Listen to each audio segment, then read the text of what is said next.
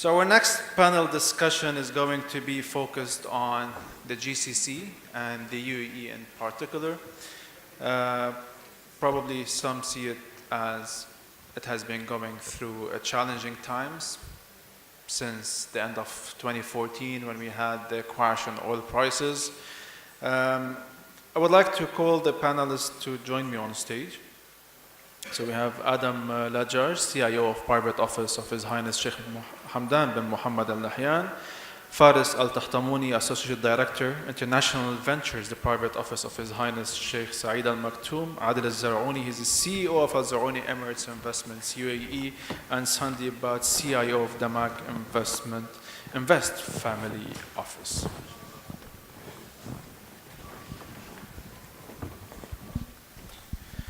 So gentlemen, let me start with a fast introduction on what do you do in your firms, and just 1 minute introduction from each, please. Thanks for being here today, and thanks for having me, Anthony. So my name is Ladjadj. I've recently been transferred into a CIO position at the private office. I was primarily the foreign direct investment specialist for a couple of years. We primarily look after the affairs of His Highness throughout everything, from his personal life to business life. In my section, we focus on the investment portfolios and strategy globally and regionally. So what we've been primarily focusing on the last year has been seeing how we can provide the right environment for our investments. So we've been kind of trying to develop a strategical way of being able to invest efficiently and sustainably, as well as retaining the wealth that we have at the private office, which I'll go through in detail through the session. And so we've been focusing on technology recently. We've focused on other verticals, obviously, as everyone else, but primarily technology in the most 9 to 10 months. My name is Adil Alzarooni. I'm the CEO of Alzarooni Investments, a family office. It focuses on investing in healthcare, financial services, technology, and education. I'm also the CEO of the office of Sheikh Mohammed bin Saeed Al-Qasimi, focusing on the field of F&B and recycling. Also an academician in the subject of sustaining Emirati family businesses. Hello everyone. My name is Faris Tahtamooni. I'm Associate Director in the Private Office of Sheikh Saeed bin Ahmed Al Maktoum. In essence, the private office looks at strategic partnerships and or investments in companies with very disruptive technologies in their own industries, in a way that we like to support them to develop their own technologies in the local region, of course, for them to reach their aspirations in a much, much faster and quicker way, but for them, of course, to add a value to the economy and help the economical growth of the UAE. Thank you. Good afternoon. I'm from DAMAC Invest Family Office. We do 4 or 5 things. So we do equities in the region, fixed income again in the region. We have REITs in Asia, Hong Kong, Singapore. We have exposure to European financials, North America, FANG and technology stories in US. We have a lot of funds which are into biotechs, long short on financials, quant funds, private equity, VC, so all asset classes to be more diversified. All right. So let me start this panel discussion with really an honest view of what I've been seeing around. So being a CNBC anchor, meeting a lot of people, a lot of investors, I've seen so many scared of the GCC and the UAE, especially with the property price plunge of more than 20-30% over the past 3-4 years. We have some businesses slowing down. Even the stock market, if we take last year, for example, Dubai was one of the worst performing stock indices.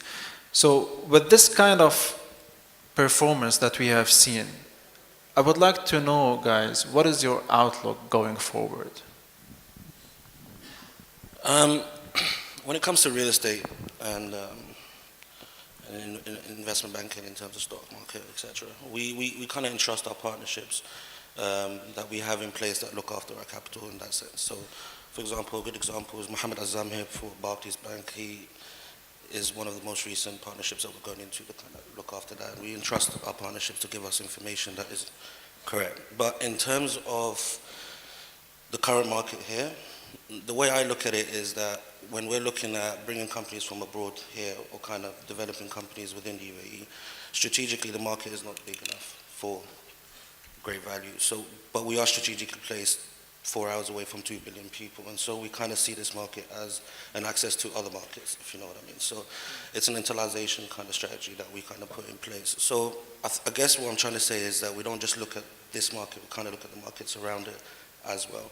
When it comes to real estate, I believe that a lot of speculation is in the market, and prices are based on speculation, and the market is influenced by different movements. But I don't believe that there is a big enough downfall to think the market is not stable in that sense. My view of the market is that it has undergone and is continuing to undergo a correction, and that is due to some incremental reasons that has affected the market in the last 3 years and are continuing to affect the market. I do not really today see the light at the end of the tunnel. The good thing is it wasn't a crash, and I hope there is no global crash somewhere in 2020. And if there is no global crash in 2020, then I think this correction will at least last for the next 3 years. And the hope is some enhancements in the current offering that the region and the country and the city are putting on the table would have some positive influence towards maybe the end of this year, beginning next year. And with that, some level of balancing might happen within 3 years, and that's only my opinion. So you're saying that by 2020 we might start seeing a recovery if we didn't see a crash or recession globally. Yes. So if we saw a recession, then this is going to be prolonged for another like 6 years, you think, the slowdown? I think if there was a crash or A recession, a regular there was recession. a global recession, Yeah. I think this will last. For the measures that have been taken and the introduction of new initiatives in new sectors within the country and within the region, I think some of these might start having a positive influence probably end of the year, beginning next year. It will be unfortunate to see a global recession happening, because if that happens, this will slow it a bit further. And that comes from an unqualified position or opinion in that aspect. Well, anyways, we will also discuss your strategies in this kind of situation. Faris, let me move to you, your outlook as well. I do, to be honest, kind of agree with my fellow panelists on their point of views. Of course, being an office that doesn't focus on real estate, we've seen things a little bit from a different perspective. And the way we strategize around it is that we try to reverse the equation. So back in the days, we used to look at innovative solutions all over the world, since we're already established in almost 12 countries right now. And these offices that we have outside of the country are acting as R&D departments for us. So there's spotlight, and they try to cherry pick companies which previously we thought could add a lot of value to the economy over here, and of course use Dubai as a hub for the whole region, just like Adam said. But then when we brought the companies over here, and we've seen that, yes, it's a beautiful technology, it's very innovative, but we don't need it right now. It's not a priority for us right now. We're focusing on something else. And so we said, let's reverse the equation. Let's go out in the market, the local market and the regional market, of course, and see what the market needs actually. And then try to mix and match that, right? So what the governments are looking for, what the private sector is looking for, working line in line with the initiatives of the government. I mean, for example, just our very recent venture was with in the blockchain industry.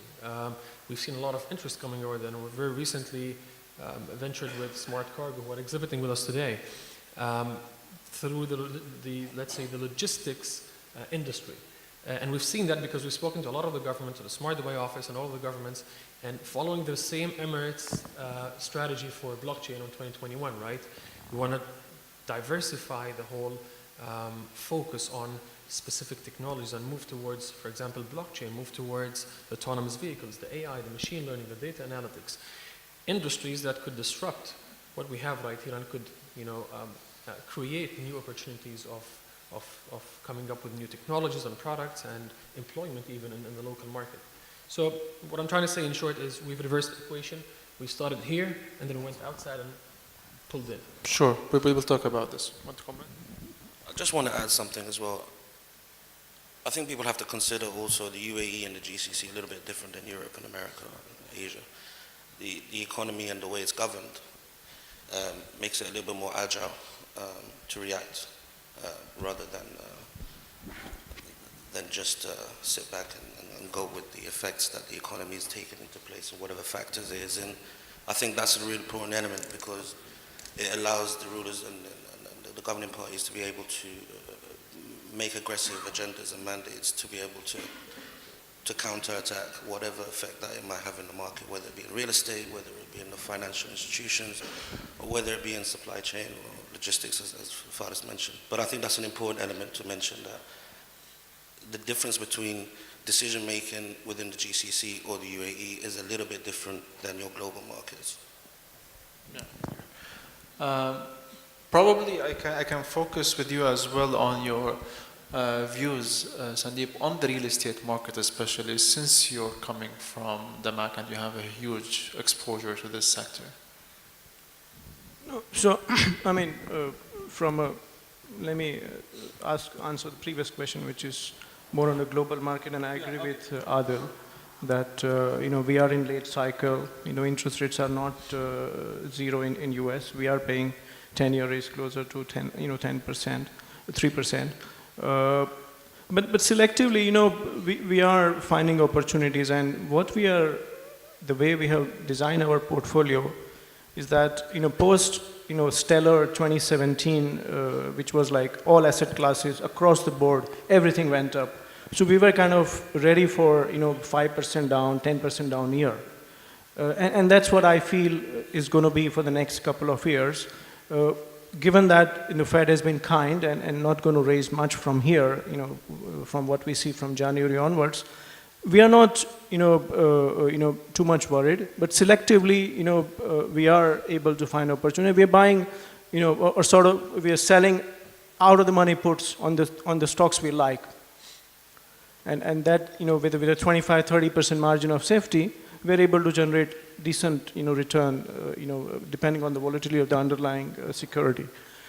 Coming back to the region, again, I would like to play the real estate game through financials, and there's a big consolidation play that's been happening. It happened in Abu Dhabi between NBAD, FGB, and there's a tech aspect to it. What Faris mentioned, the AI and the use of technology. So banks are able to cut 40-50% of the cost post merger, and that's what we actually seen in NBAD FGB merger. We were going to see the same thing again in ADCB UNB. We had seen the same thing a month ago in US, where BB&T and SunTrust merging, not because of anything, but they were the 1 to 2% deposit growth. If they want to grow their profits, they need to cut costs, and that's what they're going to do. So we feel that same theme will continue, and you need to find selective opportunities. And you look at, had you invested in FGB a year ago, you're up 40%. Same thing with UNB, same thing with ADCB, and same thing is happening in Riyadh and in Samba, and I see this theme continuing. Do you like cash? No. Yeah, my question for you, do you like cash? No? No cash. No. I mean being in cash, like having a portfolio in cash. That's the question. Everybody likes cash, I know that. So not a pure cash. Okay, Faris, let me move to you. I mean, from your statement that you started with, I think you're within the theme of this summit today, investing in the new era, investing in the new age now. So tell me more about your investments. How do you structure your investments, Faris? So I'm moving here. Okay. Again, looking at it as a new era of investments, or a new era of a new age of investments, coming back to the same point is that we reversed the equation and we looked at what is trendy right now in the local market and what can we bring aboard from outside. I mean, just looking at few numbers, if we can all imagine these numbers, put them together, the strategy for the blockchain, and I'm talking about blockchain specifically because it's our very recent venture, is that by 2021, if the government achieves 50% of their transactions put on the blockchain platform, we're looking about approximately 11 billion dirhams of savings in transactions done on that. More than 70 million hours of work saved on that. More than 300 million printed documents that are saved as well. So we've looked at how we can deploy this into different industries and different categories, basically. The way we look at it and the way we structure it is, just like Sandip just said, is you just can't look at everyone, to be honest. And we get a lot of proposals, but we've set a very selective and very tough criteria for us to work with companies and invest in them. And as a matter of fact, we said, you know what, we're not going to deploy our capital initially.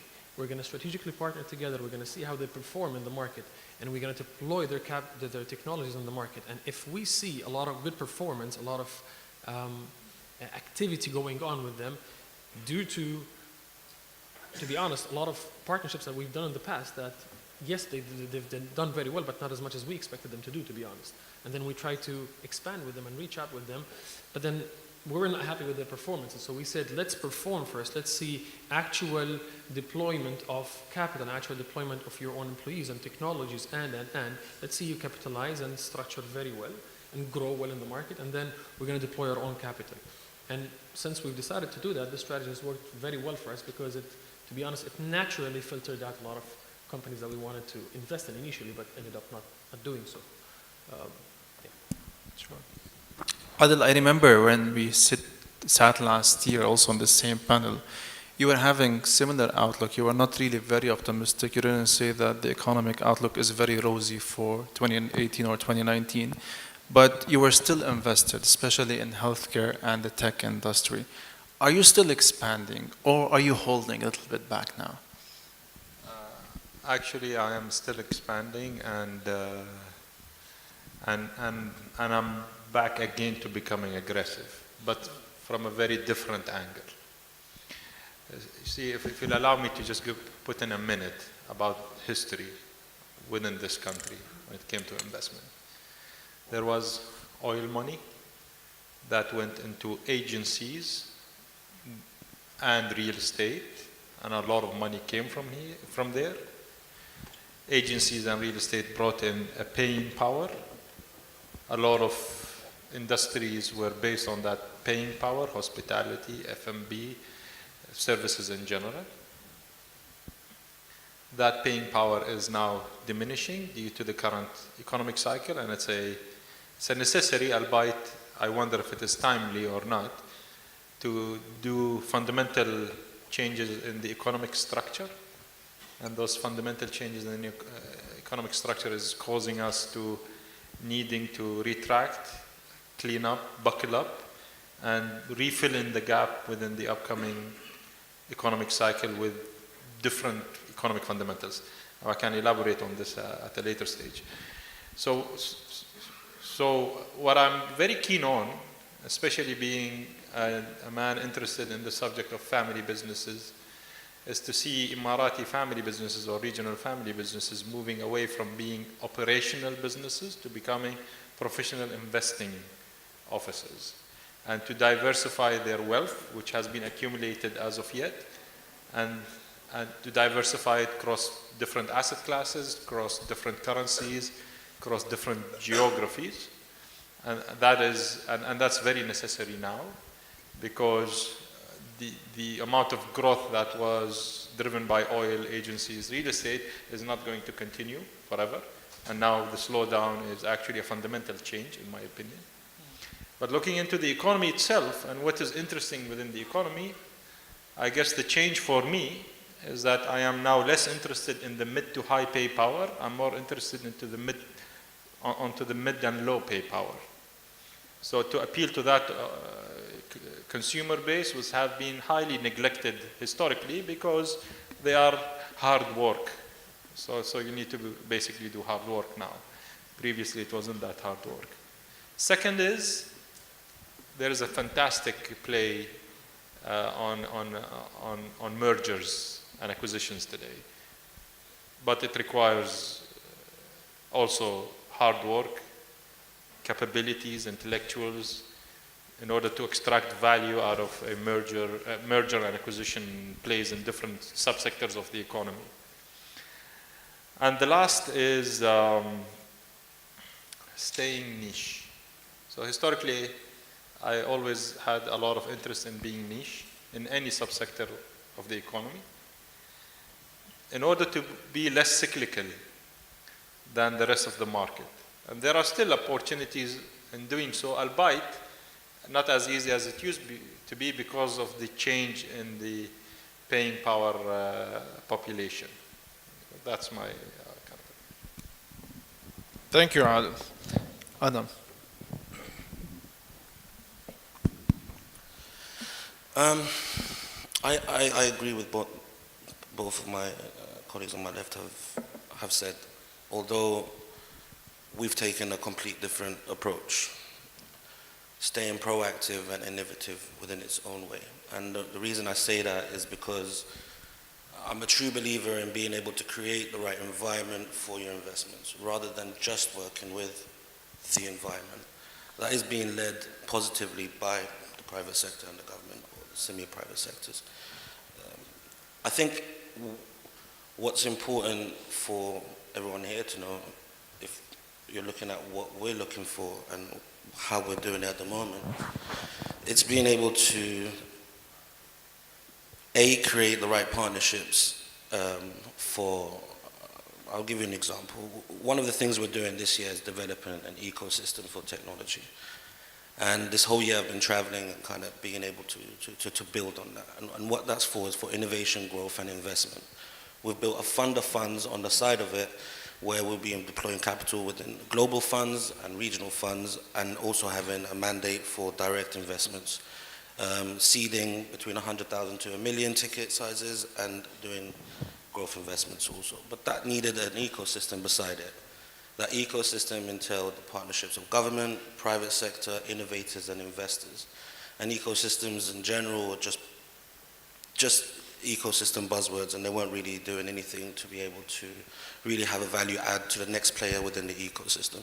So your incubators and your accelerators are working in silos, and your investment arms and VCs are working in silos, and your innovators are trying to innovate and raise capital.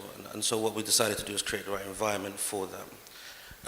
We've partnered up with the likes of Dubai Future Foundation, Smart Dubai, you've got your Abu Dhabi Smart Solutions, we've got the ability to tap into what the mindset is with internally, because at the end of the day they'll be utilizing the technologies that we kind of invest into. And the same thing with the private sectors. The reason being is they don't communicate well, and we've realized that information is key, and that's what I've been trying to retain. I've been trying to retain a pool of information that we can utilize.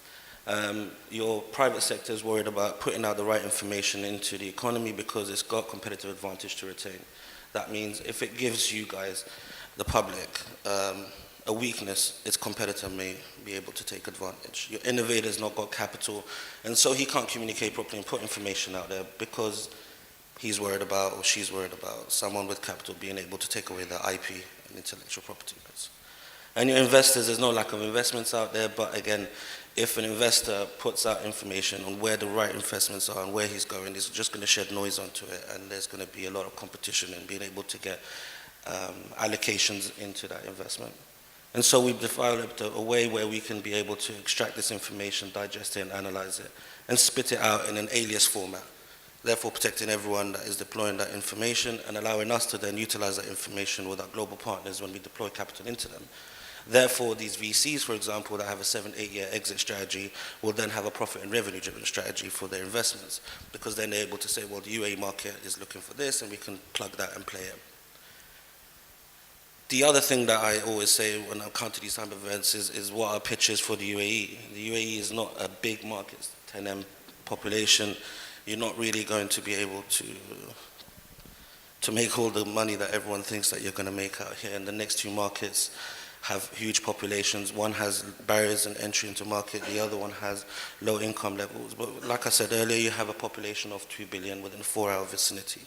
You have income brackets between $400,000 to $100,000 in the UAE. You have nationals coming from all over the world. Your Chinese is from China, your French is from France, and your Americans from America, and your Kenyans from Kenya, and etc. And so now you have consumer behavior coming from the actual nations, and you have income brackets from low to high.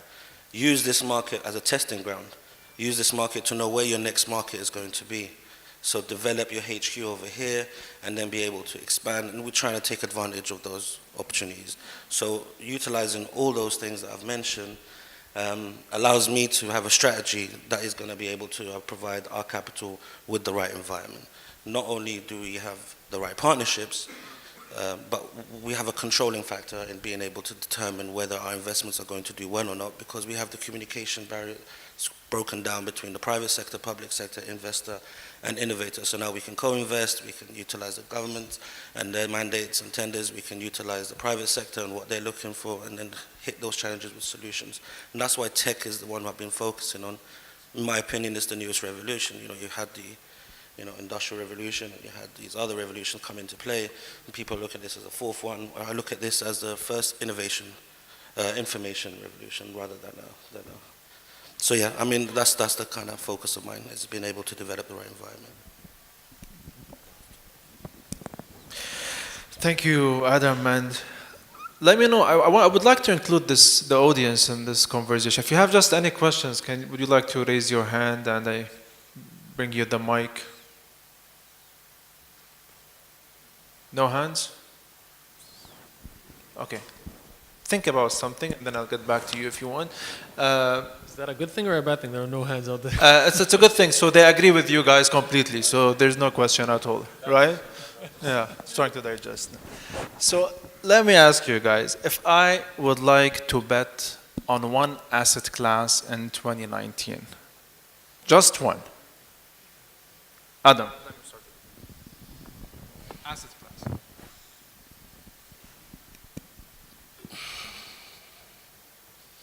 You want my recommendation? It's like a hard one, because I don't really want to. Probably a view. This asset class could outperform other asset classes. I want to see from the real estate side first. Real estate side first. Real estate side. Your asset class, what you would tell your real estate. I'll go for fixed income or related to fixed income REITs. REITs. Yeah. Okay. That was going to be my choice as well. As well. Yep. Okay. On a humble opinion. Bonds, So maybe. So third. bonds, maybe Chinese banks plus infrastructure, utilities, companies in Southeast Asia. So bonds. Bonds, probably trade financing as an alternative. That's it. Okay. So also bonds. Bonds, yeah. Out of the three options that I put in there, I'll follow bonds. Okay. So I will go also for bonds, but I will buy the long end and sell the short end. This is how I think about it, probably. So, any questions from the audience now? Okay, I have two questions. One for Adam. Adam, you talked about building the ecosystem. Is there a way or possibility of bringing together the entire global ecosystem on one platform? And if it is possible, then how would the pace of innovations would happen? You talked about incubators, accelerators, and everyone. What if they are brought at a singular one pace? Second question I have is for Faris. You talked about investing in various different ventures internationally. Would UAE and your firm be willing to bring an ecosystem at one place? Again, sort of a similar question to Adam, whereby innovators would be around the globe be brought here for incubation, and thereupon there would be an execution plan that would be designed so that off they go back to their respective country, and then the innovation and prosperity would come to those countries. Okay. Good question. I have thought about it in the past, and you always have to remember that ecosystems in general have business models inside. And so every player within the ecosystem is trying to make money. So integrating all of that together under one platform would require a lot of work. When I talk about ecosystems, I'll try to use examples of the room. So you have a good friend of mine, Yuka, over here, who was part of the Finnish Foreign Affairs and now moved on to another entity. And we've gone over to Finland and we've looked at companies and we've looked at seeing how we can look after our capital and being able to partner up with what they have in their ecosystem and then bring that over here. In the tech side, Slush was one of those conversations. Slush is one of the largest tech event platforms run by students for students. Another partner is the Web Summit entity, which has got a large platform, Rise in Hong Kong, Web Summit in Lisbon, and then you've got its Collision in Canada. When I was out there, for example, I've spoken to John Tory, who's the mayor of Toronto, and we've spoken about how can we help their ecosystem, how can they help our ecosystem, can we take their innovators, bring them over here, plug them in, and then utilize what I've been trying to do as a strategy, and vice versa. Can we take local startups from here to there? You have to remember our end goal in our ecosystem is try to be able to develop more local startups, local innovators to actually learn how to raise capital, use capital, expand, grow, and I guess working with other ecosystems is great. The only problem is, and I'll try to cut this short, is the reason that I started to develop this kind of ecosystem from last year is because I saw that ecosystems outside were not really ecosystems, they were just buzzwords. Everyone just sits there and says ecosystem, ecosystem, ecosystem. I didn't really see one operate as an ecosystem. Everyone's working in silos, none of them are integrated. Everyone's scared to talk to each other and put the right information. So a lot of talk, a lot of whining and dining, it just was a bunch of air in the sky. And so I personally think it's going to be difficult, but if without global players and regional players within one ecosystem, it's not going to work anyway. So I've been focusing on the global partnerships, don't get me wrong. All right, I'll try to cut it short. Just a quick answer to your question is yes, we're definitely interested in creating ecosystems locally. And we've actually started doing that by showing an interest in developing or trying to measure an accelerators program, an in-house accelerators program where we create an ecosystem of partners that would sit together, be incubated together in the same place for them to share ideas. And they're all developers of different technologies and all thought leaders of their own industries. And so we've tried to create this ecosystem of each and every representative of our own partners. And we're talking about 30, 40 plus partners that we have here in the region locally with us. So we put them in one room, and we've seen that working very fantastically so far in the local region and in this local market, to be honest, as we've seen them come up and create new innovative solutions that they would deliver to the economy, basically, to the public or the private sector. Things that they never knew they would deliver on their own, but because of his strength being in X and his colleague's strength being in Y and the other in Z and X extra, etc., all of them putting the strings together made them develop different offerings to the market that they would have never developed on their own. So again, a quick short answer to your question is an absolute yes. I have something to add on to this, if you'll allow me. And many wouldn't like what I'm going to say. I come from the industry of startups and techs. And I say, it's not the time for the next 3 years. It's the time to save the existing engine, to save the existing players that have already existing products that are selling in the market, but they have issues with cash flows. And what is more important or equally important is to save the existing wealth with families, business conglomerates that is already there in the market. Supporting startups, SMEs, great, fantastic. This is actually a social necessity beyond it being a financial venture. That will continue happening on the side, but where I believe a lot of us are missing on what exists today, that is, if not maintained and properly taken care of, we might lose something that is already winning. So I really encourage that the focus goes towards what's existing today, make the most out of it, and help sustain the economy. 2 words. 2 words, okay. I completely agree with him. I just wanted to say I completely agree with him. And don't get me wrong, we always have to look after our wealth and not everyone else's. And when you're looking at techs that are doing products and services cheaper, faster, more efficiently, and can expand and scale faster than other things, it's important to look at new opportunities. Okay, I can take just one more question from the gentleman here. Please go ahead. Sure. Thank you, gentlemen. Great amount of conversation going to and fro.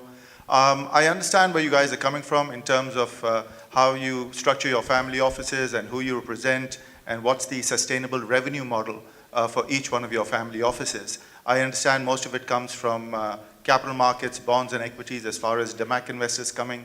I know Mr. Alzarooni has his own real estate portfolios and other businesses. From a family office perspective of the people that you represent, what is sustainable revenue for you?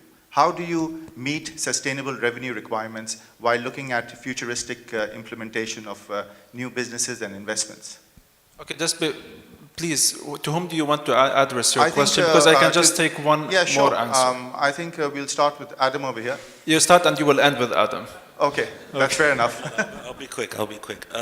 So traditionally, the family office has been making its money of real estate and land globally and regionally, all the way down to chicken farms, to revenue from and ROIs from building and rents and etc. I've been trying to change that mindset since I've come into the office, hence why I've gone with technology, and hence why I've been trying to get LPs to be able to come into our fund of funds from the UAE, from traditional families that hold and retain wealth that comes from real estate, tangible assets, import, export products.